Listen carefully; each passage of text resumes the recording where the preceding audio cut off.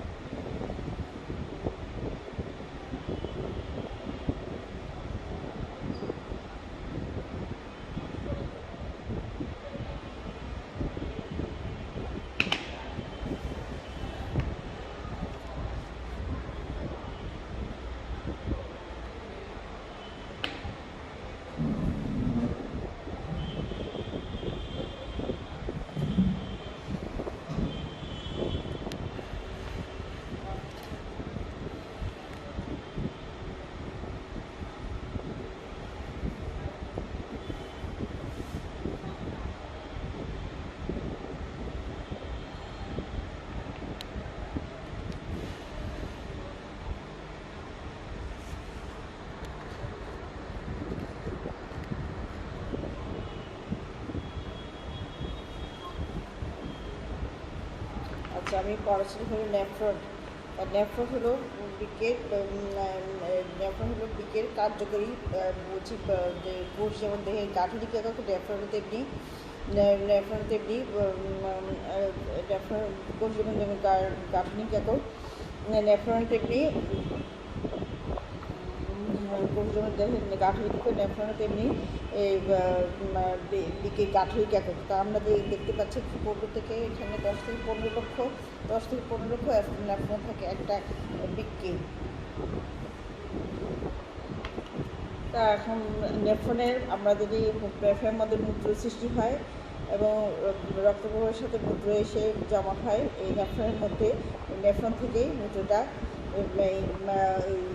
Kidney থেকে নিষ্কান্ত হয়, pelvis উরেটার দিয়ে মূত্র থেকে এসে জমা হয়, তার মূত্রনালী দিয়ে বের হয়ে যায়।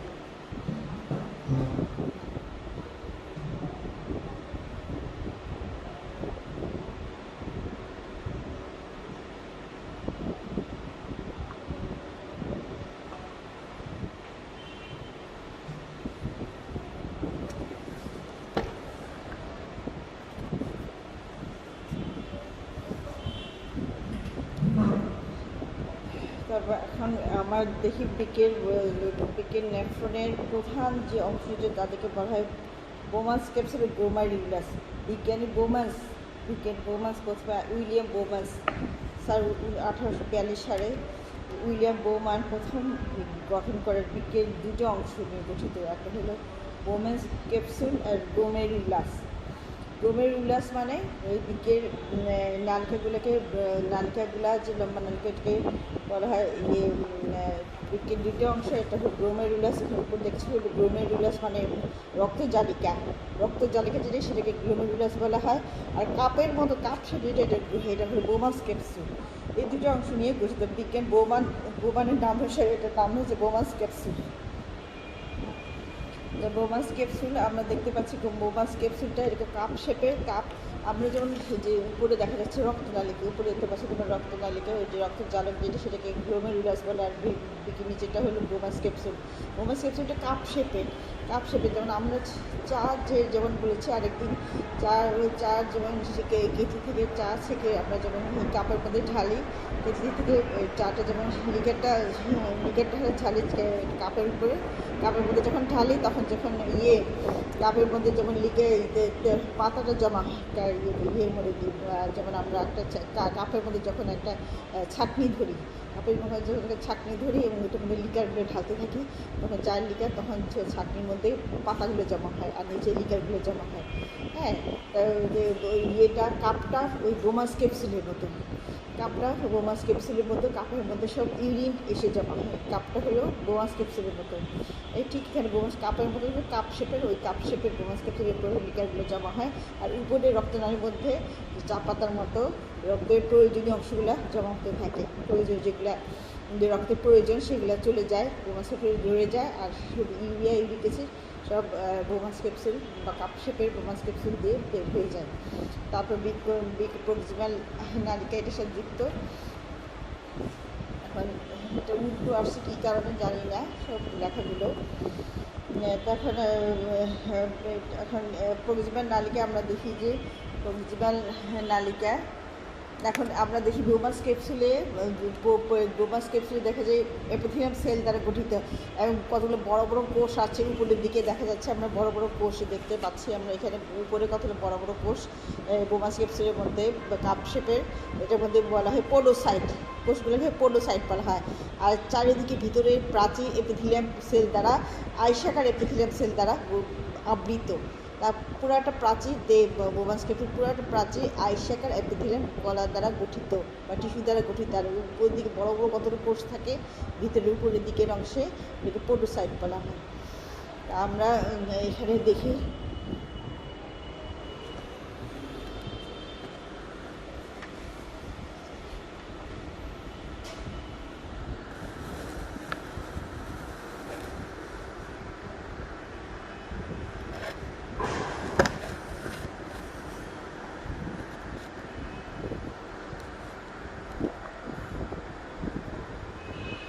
এদিকে আমি নেফ্রনের এটা এঁকেছি, নেফ্রনটা এঁকেছি। নেফ্রনে এই যে বোমাস ক্যাপসুল লম্বা হয়ে যে লম্বা নালিকা হয়ে গেছে বোমাস ক্যাপসুল, বিজ্ঞান বোমাসের নাম অনুসারে বোমাস রাখা হয়েছে এটার নাম।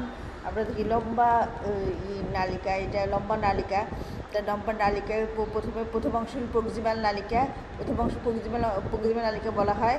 আর নিচের অংশকে বলা হয় হেনলি লুপ। নিচের দিকে সরু হয়ে গেছে এটাকে হেনলি লুপ বলা হয়।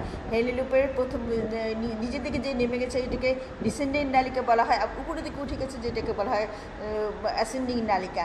তারপর হেনলি লুপ উপর দিকে উঠে এটা প্রথম বোমাস ক্যাপসুলের যে প্রথম অংশটা পেঁচানো নালিকা, উপরের অংশটাকে বলা হয় নিকটবর্তী নালিকা বা প্রক্সিমাল নালিকা। এবং এইটাকে বলা হয় যেটা সংখ্যাক নালিকার সাথে যুক্ত, এটাকে বলা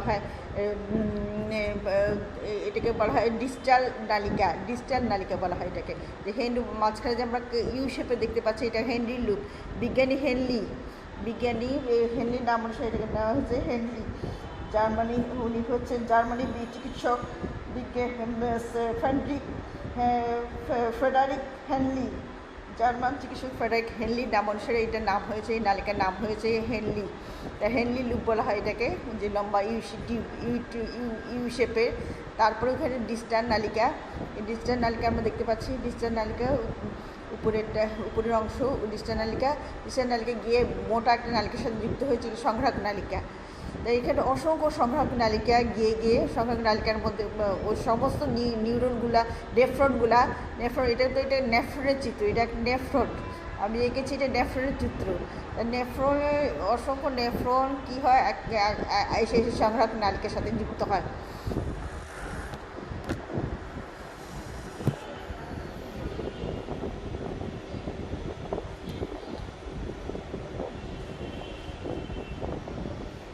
নিকটবর্তী প্রক্সিমাল নালিকা আমরা দেখতে পাচ্ছি। নিকটবর্তী প্রক্সিমাল নালিকাতে কী হয়, নিকটবর্তী প্রক্সিমাল নালিকাতে 60% পুনঃশোষণ হয়। সে প্রক্সিমাল নালিকা নিকটবর্তী নালিকা যেটা দেখতে পাচ্ছি আমরা এখানে দেখতে পাচ্ছি কাপ শেপের যে আমরা বোমাস ক্যাপসুল, এটার নিচের দিকে পেঁচানো অংশগুলো, প্রথম অংশটাকে বলা হয় নিকটবর্তী নালিকা প্রক্সিমাল নালিকা। এটা হলো পুনঃশোষণ করে, ফিল্টারেড পুনঃশোষণ করে 60% পুনঃশোষণ। গ্লুকোজ অ্যামাইনো অ্যাসিড এগুলো পুনঃশোষণ করে। Glucose amino acid, vitamin, hormone, sodium, potassium, chloride, phosphate, bicarbonate, পানি, কিছু ইউরিয়া ইত্যাদি পুনঃশোষিত হয় হলো এই প্রক্সিমাল নালিকাতে। তারপরে হেনরি লুপে হয় এখানে sodium, potassium, calcium, magnesium, chloride ও কিছু পানি পুনঃশোষিত হয়। ইউ শেপের নালিকাতে বা হেনরি লুপে কী হয়, কিছু খনিজ লবণ অর্থাৎ সোডিয়াম, পটাশিয়াম, ক্যালসিয়াম, ম্যাগনেসিয়াম এগুলো পুনঃশোষিত হয়, কিছু পানি অভিসম্পর্কে পুনঃশোষিত হয়। আর ডিস্টাল নালিকাতে আমরা দেখতে পাচ্ছি যে ডিস্টাল নালিকা এই সংগ্রাহক নালিকার সাথে যুক্ত হয়েছে, ডিস্টাল নালিকা। এই ডিস্টাল নালিকা কী করে, ডিস্টাল নালিকা এখানেও কিছু খনিজ লবণ যেমন sodium, potassium, hydrogen, chlorine, ion পুনঃশোষিত হয়। অন্যদিকে এডিএইচ বা অ্যান্টি ডাইউরেটিক হরমোন পানি পুনঃশোষিত হয়। এডিএইচ বা অ্যান্টি ডাইউরেটিক হরমোন পানি পুনঃশোষণে সাহায্য করে। এখন সংগ্রাহক নালিকাতে কী হয়, এই সংগ্রাহকের বড় নালিকা যে সংগ্রাহক নালিকা কী করে, প্রথমত পানি এবং অল্প পরিমাণে ক্লোরিন, সোডিয়াম, ইউরিয়া পুনঃশোষিত হয়। আমার সক্রিয় ক্ষরণ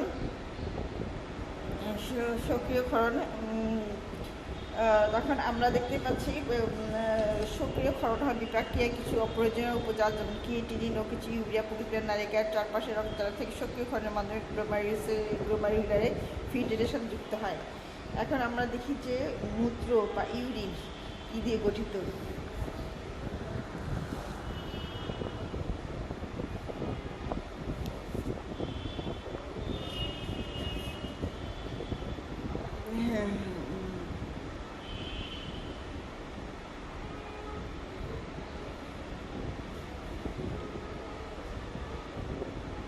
মূত্র বা মূত্রের বৈশিষ্ট্য, মূত্রে আমরা এখন মূত্রের বৈশিষ্ট্য দেখতে পাচ্ছি। মূত্র কীভাবে সৃষ্টি হয়, মূত্রের বৈশিষ্ট্য।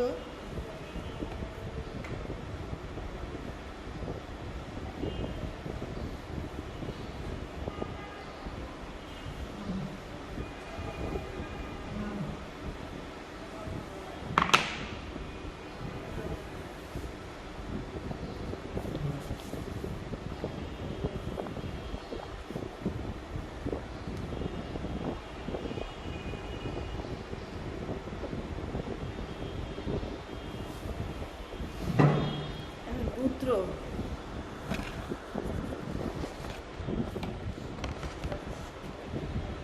আর মূত্র আমরা দেখতে পাচ্ছি মূত্র কীভাবে সৃষ্টি হয়। মূত্র আমরা যে খর রঙের মূত্র কীভাবে আমরা জানি। মূত্র রেনাল টিউবের মাধ্যমে ফিল্টারের মাধ্যমে পরিশোষণের যে ক্ষরপণের তীব্র রেনাল টিউবেলসে বা গ্লোমেরুলার ফিল্টেড হয়ে এই লিগার মধ্যে ফিল্টেড হয়ে যে অংশটা বা বোমাস্কেপসের মাধ্যমে বা বিক্রি নালিকা বা নেফ্রনের মাধ্যমে বের হয়, মূত্রথলিতে এসে জমা হয়, সেটা রেচন পদার্থ বা বর্জ্য পদার্থ, তাকে মূত্র বলে। তাকে একজন সুস্থ মানুষের এক থেকে 5 লিটার পর্যন্ত 1.5 লিটার পর্যন্ত মূত্র ত্যাগ করে। খাদ্যের তরল পদার্থ যদি বেশি থাকে তাহলে মূত্র বেশি ত্যাগ করে, যেমন চা কফি এগুলো যদি বেশি খায়, চা পানি লবণাক্ত পানি চা কফি এগুলো খেলে মূত্র তৈরি হয় বেশি, মূত্রের পরিমাণ বেশি হয়। যদি ঘাম বেশি হয় সেক্ষেত্রে আবার মূত্র আবার কমে যায়। এখন এগুলো থেকে বলা হয় যে যেগুলো পানি জাতীয় জিনিস, সেগুলো তরল জাতীয় জিনিস বেশি খাওয়া, সেটাকে বলা হয় মূত্রবর্ধক পদার্থ বা ডাইউরেটিক্স পদার্থ। তা মূত্রের বর্ণ আমরা জানি ইউরোক্রোম নামক একটা রঞ্জক পদার্থ থাকে। ইউরোক্রোম একটা রঞ্জক পদার্থের জন্য ইউরোক্রোম নামক একটা রঞ্জক পদার্থ থাকে, এটার জন্য খর রঙের হয় বা হালকা হলুদ বর্ণের হয় মূত্র। গন্ধ হলো তীব্র ঝাঁঝালো গন্ধযুক্ত থাকে। আর রাসায়নিক পদার্থ অম্লীয়, পিএইচের মান 5.0 থেকে 6.5 পর্যন্ত। আপেক্ষিক গুরুত্ব এদের মূত্রের স্বাভাবিক আপেক্ষিক গুরুত্ব 1.8 থেকে 1.30 পর্যন্ত। এখন মূত্রের উপাদানের মধ্যে এটাও খুব মনে রাখা উচিত। মূত্রের উপাদান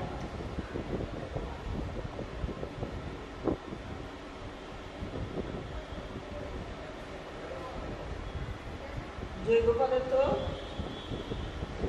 জৈব অজৈব পদার্থ, পানি,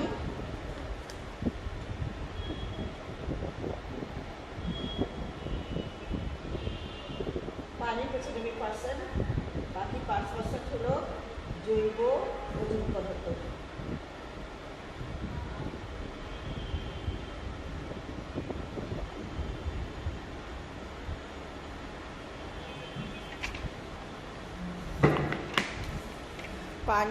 পানি হলো 5% পানি এবং জৈব অজৈব পদার্থ 5% পানি। এখানে পানি এবং জৈব অজৈব পদার্থ, মূত্রের মধ্যে জৈব অজৈব পদার্থ থাকে 5% পানি এবং ইউরিয়া আমরা জৈব অজৈব পদার্থ থাকে। দেখা যায় এখন ইউরিয়া আমরা মূত্রের মধ্যে কী থাকে এটা দেখা দরকার। এখন মূত্রের মধ্যে যে 95% বললাম পানি আর 5% কঠিন পদার্থ জৈব অজৈব পদার্থ থাকে। এখন অনেক সময় ডাক্তাররা যখন পেশাব টেস্ট করে বা মূত্র টেস্ট করে, মানে কিডনিতে কোনো আছে কি না, ক্ষতিকর জিনিস আছে কি না, বা রক্তের মধ্যে কোনো ক্ষতিকর জিনিস আপাতত আছে কিনা, এটা মাপার জন্য জৈব অজৈব পদার্থগুলো কাউন্ট করে ডাক্তাররা। তো তখন দেখা যায় ডাক্তার টেস্টে ইউরিক অ্যাসিড, তারপরে ক্রিয়েটিনিন একটা বিষাক্ত পদার্থ ক্রিয়েটিনিন, যেমন ইউরিয়া 2% থাকে জৈব পদার্থের মধ্যে ইউরিয়া, তারপর ইউরিক অ্যাসিড 0.05%, ক্রিয়েটিনিন 0.07%। এই ক্রিয়েটিনিন একটা কী হয়, ক্রিয়েটিনিন হলো ক্রিয়েটিন নামক একটা মাসেলের ভিতরে যে পেশিতে একটা ক্রিয়েটিন নামক একটা আমিষ জাতীয় খাদ্যের বিপাকের ফলে ক্রিয়েটিন নামক একটা এটা হলো এক ধরনের এমিনো অ্যাসিড। ক্রিয়েটিন পেশিতে এক ধরনের এমিনো অ্যাসিড থাকে, ক্রিয়েটিন তার নাম। এই ক্রিয়েটিনটার বিপাকের ফলে বর্জ্য বিষাক্ত পদার্থ ক্রিয়েটিনিন উৎপন্ন হয়। এই ক্রিয়েটিনিন রক্তে যখন বেশি বৃদ্ধি পায়, তখন এটা রক্তের ক্রিয়েটিনিন মাত্রা বৃদ্ধি পেলে বোঝা যায় যে কিডনির অবস্থা খারাপ, মানে কিডনি ক্ষতিগ্রস্ত হয়ে যায়। ক্রিয়েটিনিন মাত্রা বৃদ্ধি পেলে 0.07 যেমন নর্মাল, এর থেকে বেশি যখন বৃদ্ধি পায় তখন বোঝা যায় যে কিডনির অবস্থা খারাপ। বিষাক্ত পদার্থ যেহেতু আমরা যদি মূত্রই জানি সবচেয়ে বিষাক্ত মূত্র বা অ্যামোনিয়া, তখন আমরা এখানে দেখি যে নাইট্রোজেন বর্জ্য পদার্থ এখানে অবশ্য বোর্ডে সব উল্টা উল্টা আসছে, যে মোবাইলে ছবি আসছে সব উল্টো লেখা আসছে।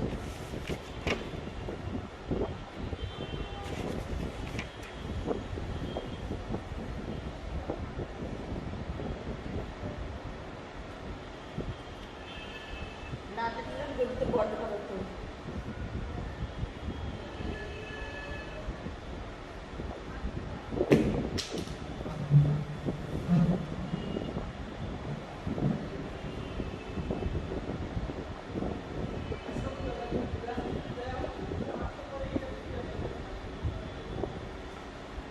আমিষ জাতীয় খাদ্য, যেমন আমিষ জাতীয় খাদ্য,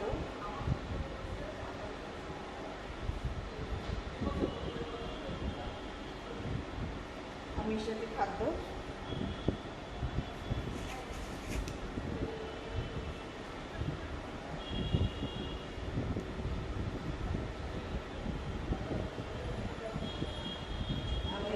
অ্যামিনো খাদ্য হচ্ছে অ্যামাইনো অ্যাসিড হচ্ছে।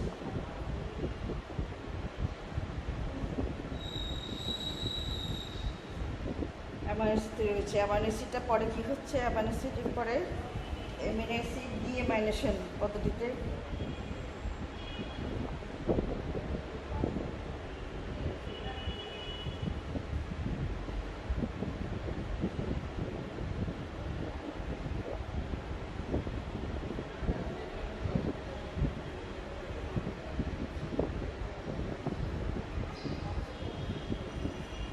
ডিএমাইনেশন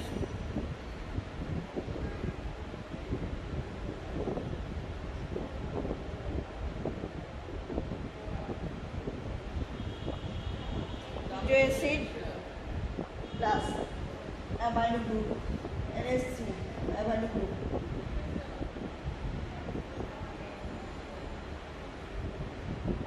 এমিনো গ্রুপ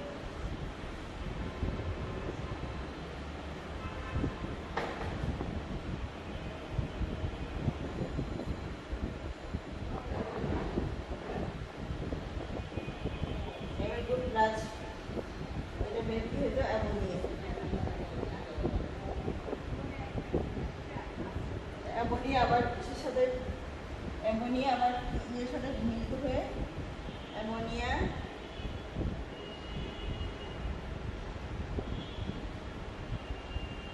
অ্যামোনিয়ার সাথে মিলে ইউরিয়া গঠন করবে।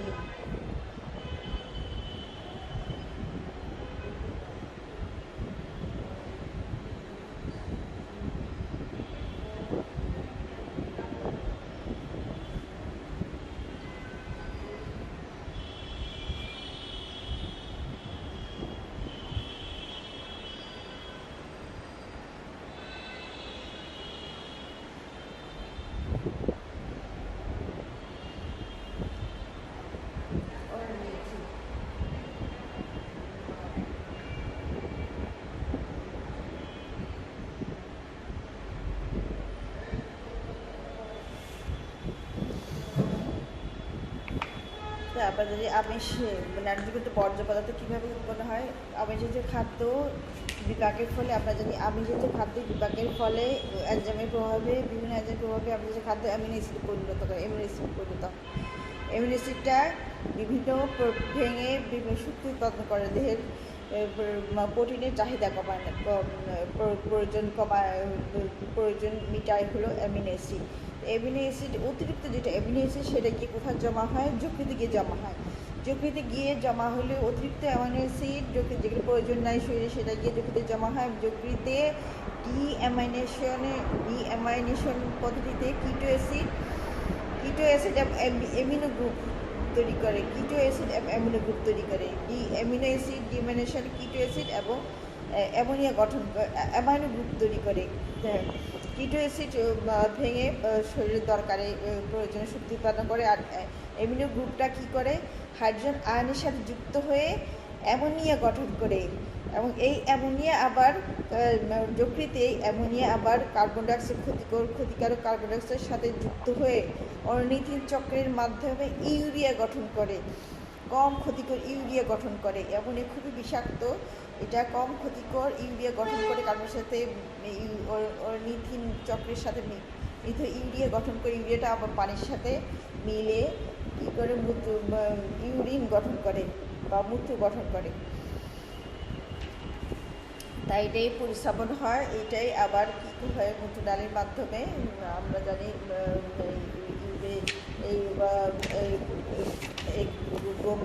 আমরা দেখতে পাচ্ছি যে গ্লোমেরুলাসের রক্তের জালিকার থেকে এই ইউরিক অ্যাসিড সব ব্রোমাস ক্যাপসুলে আসে। ব্রোমাস ক্যাপসুলে আসার পর তারপরে আবার এটার মধ্যে চলে যায়, এখানে চলে যায়, তার মানে এখানে চলে যায়। এখানে আমরা দেখতে পাচ্ছি ব্রোমাস ক্যাপসুল থেকে, ব্রোমাস ক্যাপসুলের ভিতরে গ্লোমেরুলাস থেকে ব্রোমাস ক্যাপসুলে ঢুকে ইউরিক অ্যাসিড, তারপরে ক্রিস্টাল নালিকা, প্রক্সিমাল নালিকা হয়ে তারপরে যায় হ্যান্ডিল লুপে ঢুকে, তারপরে ডিস্টাল নালিকা দূরবর্তী নালিকায় গিয়ে সংগ্রাহক নালিকায় গিয়ে যুক্ত হয়, সংগ্রাহক নালিকায় প্রবেশ করে। তারপরে কী হয়, তারপরে আমরা জানি এই ইয়ে দিয়ে দেহ থেকে বের হয়ে যায়। আমরা জানি এই দুইটা কিডনি আছে, দুই কিডনি থেকে কিডনির ভিতরে প্রবেশ করে। তারপরে এখানে আমরা দেখতে পাচ্ছি মূত্রনালী, ইউরেটার দিয়ে দুই পাশে দুইটা যে ইউরেটার আছে, প্রথমে পেলভিসে প্রবেশ করে, কিডনি থেকে প্রবেশ করে। আবার দেখা যায় এখানে আমাদের কিডনির ভেতরে দুইটা কিডনি দেখতে পাচ্ছি। কিডনির মধ্যেই তো সমস্ত নেফ্রনতে কিডনির মধ্যেই থাকে, বৃক্কের মধ্যে থাকে, কতটুকু কর্টেক্সে থাকে, কতটুকু মেডুলায় থাকে। তারপরে পেলভিসে এই মূত্রটা ইউরিক অ্যাসিড এই ইয়েতে পেলভিসে প্রবেশ করে, পেলভিস থেকে তারপরে চলে যায় ইউরেটারে চলে যায় বা বৃক্কীয় নালিকাতে চলে যায়। বৃক্কীয় নালিতে গিয়ে মূত্রথলিতে জমা হয়, মূত্রথলি থেকে তারপরে মূত্রনালী দিয়ে বের হয়ে যায়।